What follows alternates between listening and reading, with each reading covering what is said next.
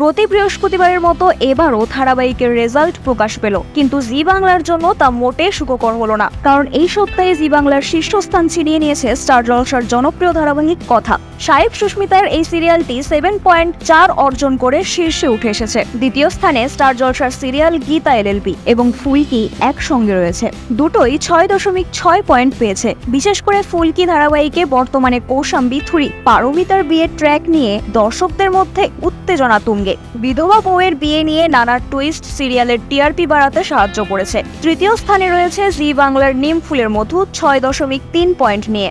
যদিও এই সপ্তাহে চ্যানেলটির জন্য আনন্দের খবর খুব বেশি নেই, কারণ অন্যান্য শীর্ষস্থানীয় ধারাবাহিকের তুলনায় তাদের রেটিং কিছুটা কমেছে।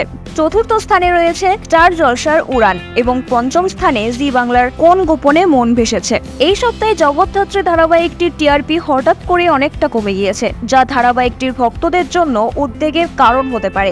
একইভাবে অনুরাগের ছোঁয়াও অবস্থা খুব একটা ভালো নয়। তবে শিগগিরই এই ধারাবাহিকটিতে বড় মোড় আসছে, কারণ গল্পটি অনেকটাই এগিয়ে যাচ্ছে এবং সোনারূপা বড় হচ্ছে। দর্শকদের মধ্যে উত্তেজনা বাড়াতে বড় রূপার ভূমিকায় দিতিপ্রিয়া রায়কে দেখা যাবে।